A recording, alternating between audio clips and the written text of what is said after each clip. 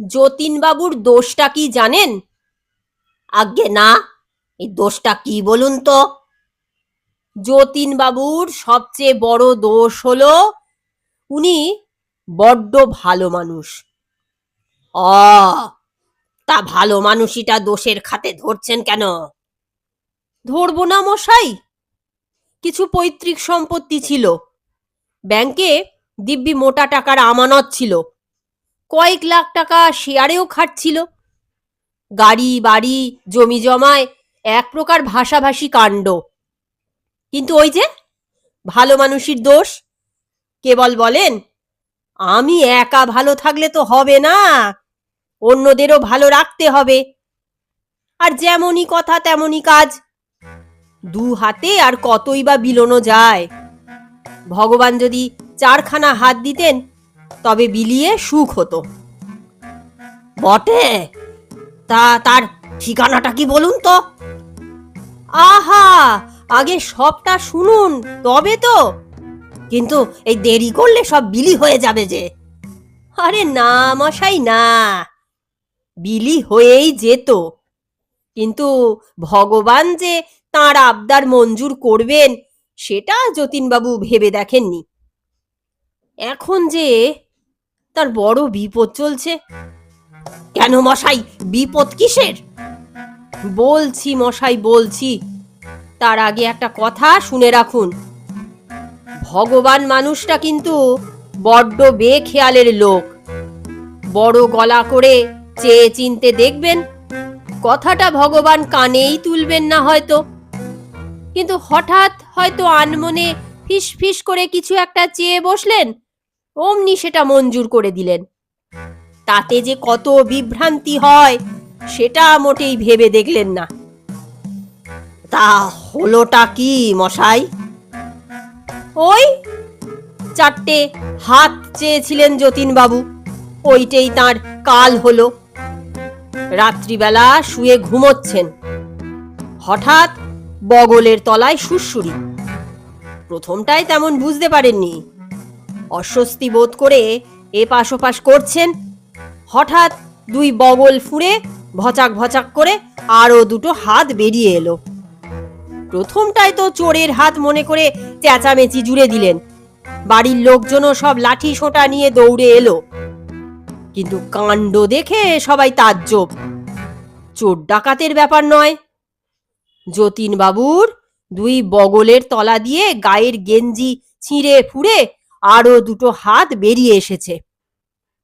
যা, হে আপনি গুল দিচ্ছেন। আপনি তো গুল বলেই খালাস, যতীনবাবুর অবস্থা দেখলে বুঝতে পারতেন এটা গুল হলেই বরং ভালো ছিল। কেন মশাই, দুটো বাড়তি হাত থাকলে কাজকর্মের বেশ সুবিধেই তো হওয়ার কথা। কাজকর্মের কথা আর বলবেন না মশাই, কাজকর্মের আগে আরো জ্বলন্ত সব সমস্যা রয়েছে। প্রথম কথা, যতীনবাবুর সব জামারই দুটো করে হাতা, কিন্তু চারটে হাতকে দুটো হাতায় গলানো যাচ্ছে না বলে সকালেই দর্জিদের ডেকে পাঠানো হলো। তারাও পড়লো সমস্যায়, জীবনে চার হাতাওয়ালা জামা বানায়নি। প্রথম সমস্যা সেটাই হলো। আহা, হাতাগুলো একটু বেশি ঢোলা করে নিলেই তো হয়। না, হয় না। নতুন হাত দুটো মহাবজ্জাত, তারা পুরনো হাতের সঙ্গে এক হাতায় ঢুকতেই রাজি নয়। তারা মুঠো পাকিয়ে দর্জিদের দিকে তেড়ে যাওয়ায় সেই চেষ্টা থেকে বিরত থাকা হয়েছে। যাই হোক, শেষ অবধি চার হাতাওয়ালা জামা তৈরি করা হলো বটে, কিন্তু চার হাতার গেঞ্জি অমিল। যতীনবাবুর আবার গেঞ্জি ছাড়া চলে না। শেষ অবধি হুঁশিয়ারিতে অর্ডার দিয়ে অনেক কষ্টে গেঞ্জিরও বন্দোবস্ত হলো, কিন্তু সমস্যা দেখা দিল অন্য ক্ষেত্রে। সেটা কি রকম?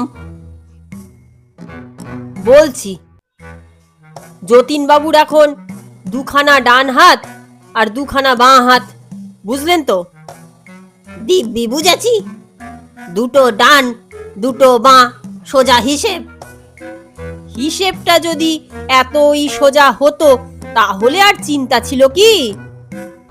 প্রথম মুশকিল হলো খেতে বসে। যতীনবাবু পুরনো ডান হাত দিয়ে জলখাবারের একখানা লুচি, আলুর ছেঁচকি, সাপটে সবে মুখে তুলেছেন। অমনি তার নতুন ডান হাত ফস করে আরো দুখানা লুচি পায়েস মেখে তার মুখে দিল গুঁজে। এখন আপনি বলুন, আলুর ছেঁচকির সঙ্গে পায়েস মিশে গেলে সেটা খেতে কেমন হয়? তাই তো, কথাটা ভেবে দেখবার মতো। দুপুরে সবে ঘি মাখা ভাতের গড়াস মুখে তুলতে যাবেন, এমন সময় তার বিকল্প ডান হাত এক গোছা সজনে ডাঁটার চচ্চড়ি তার মুখে গুঁজে দিলে যতীনবাবুর মনের অবস্থাটা কি হয় বলতে পারেন?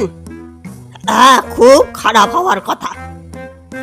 আর শুধু কি তাই, টেলিফোন ধরতে যাবেন, সেই ফোন নিয়ে দুই ডান হাতে এমন কাড়াকাড়ি হলো যে হাত ফসকে টেলিফোনটাই পড়ে ভেঙে গেল। বাঁ হাতে ঘড়ি পরবেন সে উপায় নেই, এক হাতে ঘড়ি পরতে গেলেই আর এক হাত খাবলা মারে।